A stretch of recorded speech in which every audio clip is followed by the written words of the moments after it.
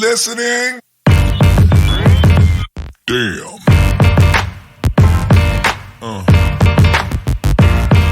Yeah.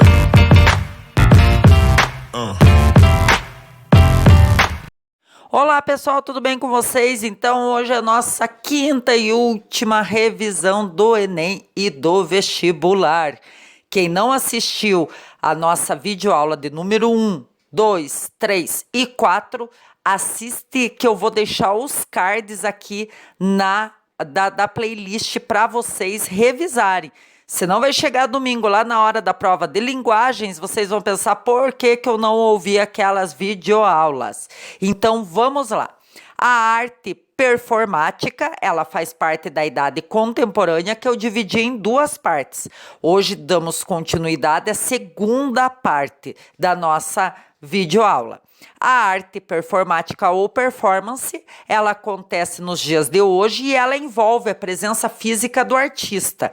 E ela pode incluir o teatro, a dança e rituais. O grande nome aqui é Marina Abramovic, no Brasil. Agora nós temos também Yoko Ono e Chris Bird.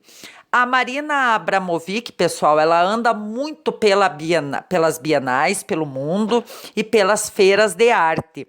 E ela gosta de contextualizar, trazer a reflexão para o público através da performance dela, como você observa à direita do teu vídeo, questões sobre sustentabilidade, sobre o uso correto de água, sobre os meios ambientais, sobre as guerras, sobre as mazelas sociais.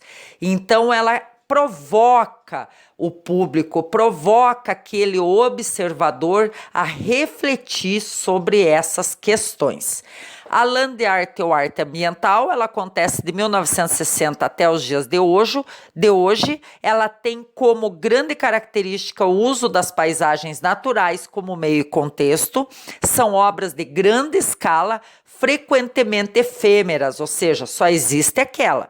Robert Smithson, Cristo e Jeanne Claude e Andy Goldsworth são os grandes nomes. Aqui uma obra do casal Cristo e Jeanne Claude, eles têm grandes land arts espalhadas pelo mundo e para que você possa entender, compreender um pouco mais o que é essa arte ambiental, à direita do teu vídeo um exemplo.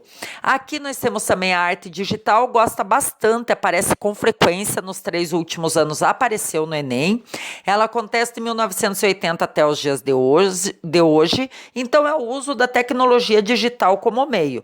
Inclui a arte generativa, realidade virtual e vídeos. O grande nome é Nam June Paik, Corey Arcadio e Rafael Lozano Hammer.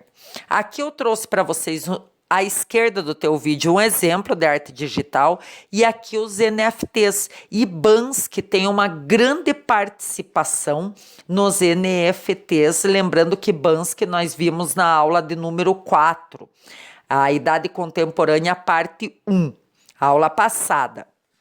Então, Bansky contribui muito com a questão dos NFTs, é aquela arte dos games, aquela realidade virtual, aumentada, todas essas artes que envolvem os meios digitais.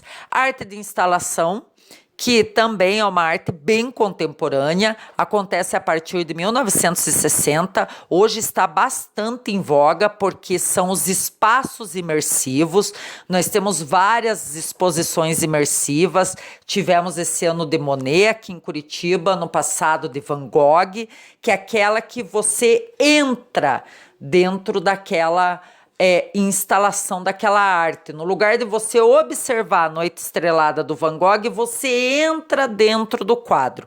Então ela usa vários meios, incluindo vídeo, som e objetos, Yayoi Kusama, Olafur Eliasson e Ai Weiwei.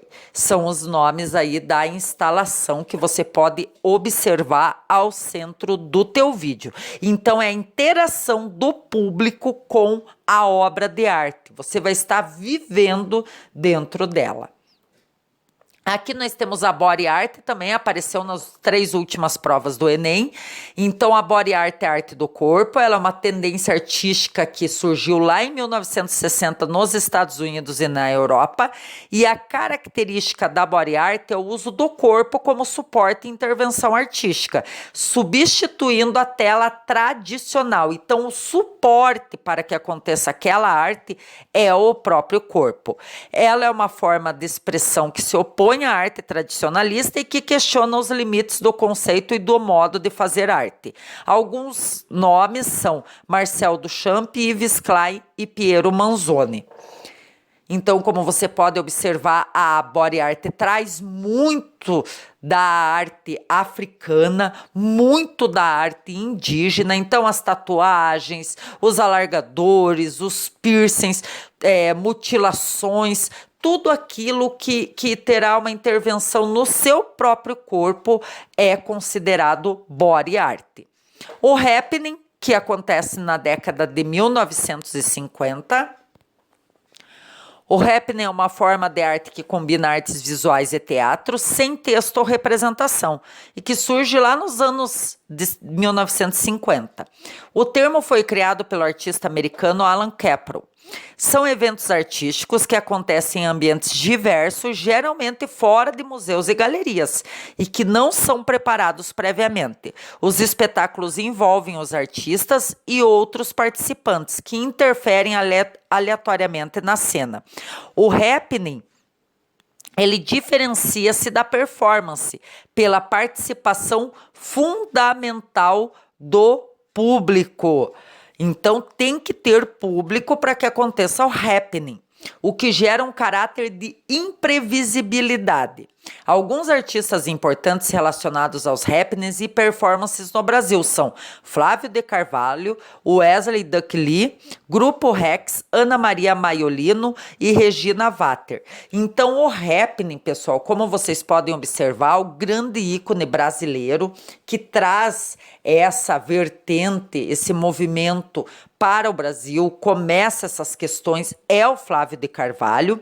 Aqui ele está numa procissão na Avenida Paulista e ele sai de saia com vários homens de encontro com uma procissão para observar quais seriam as atitudes daquelas pessoas que estavam naquela procissão, a olhar e ver ele de saias, caminhando na Avenida Paulista, onde se é normal os homens andarem de ternos, as mulheres de roupas sociais até os dias de hoje. Por várias vezes já visitei a Avenida Paulista e quando você entra lá parece que você está num metaverso, parece que você está num outro mundo, porque realmente ela tem esse caráter bem social, até pelos negócios que acontecem ali. A maioria das bolsas de valores do Brasil, os grandes empresários, né, do ramo dos negócios estão ali na Avenida Paulista.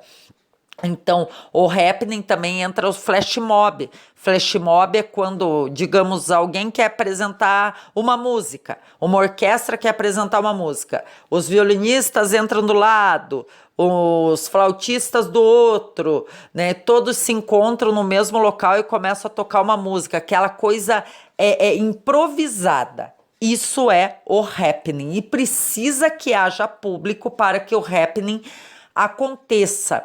Ele é diferente da performance e da instalação. A instalação é uma obra imersiva e a performance, ela é feito todo um cenário ali, são levantadas questões sociais. Aqui as questões sociais também são levantadas, mas necessita dessa interação com o público.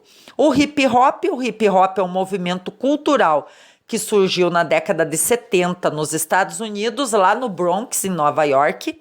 E o hip hop está estritamente relacionado, pessoal, com o rap e também com o grafite. E é uma cultura popular que se manifesta principalmente por meio da música, mas também pela dança e pelo grafite. É o resultado da troca cultural entre jovens negros norte-americanos. Ele começou como forma de protesto, também entre os jamaicanos e porto-riquenhos. O movimento foi catalisado pelo break, uma dança de rua que reunia jovens de diferentes comunidades étnicas.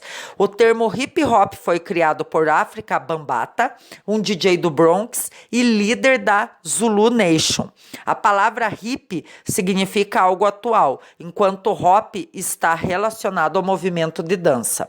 Eu acredito que isso aqui pode aparecer em algum vestibular que você faça o hip hop, porque é a primeira vez que ele entra como modalidade esportiva nas Olimpíadas. Então, tiveram concursos de hip hop, o Brasil não participou lá nas Olimpíadas de Paris.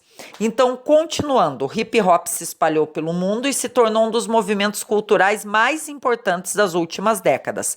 No Brasil, ele ganhou força na década de 1980 em São Paulo, com festas e encontros de jovens. Alguns dos artistas mais conhecidos brasileiros são Taíde, DJ Rum, Rappin' Hood e os Racionais MCs com Mano Brown, que Mano Brown já caiu até em redações de provas na Unicamp, nas universidades em São Paulo, é comum cair uma redação sobre os Racionais ou sobre as letras das músicas que os Racionais trazem, que sempre abordam questões sociais.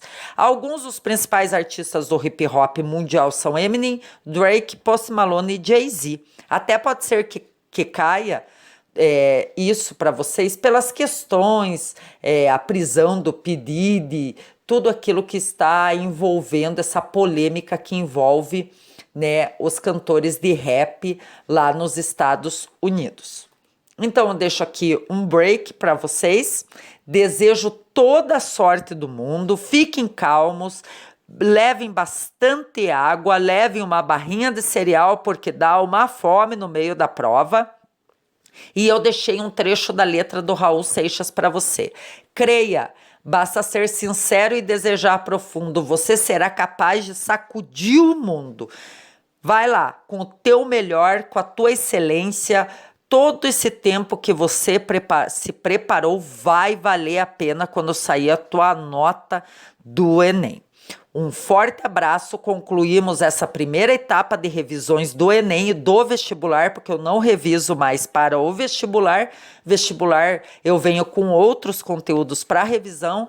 Um forte abraço e até mais, muito sucesso. Deixa aí nos comentários como que você foi no Enem e compartilhe as suas notas, a prova, as questões. E tchau, tchau.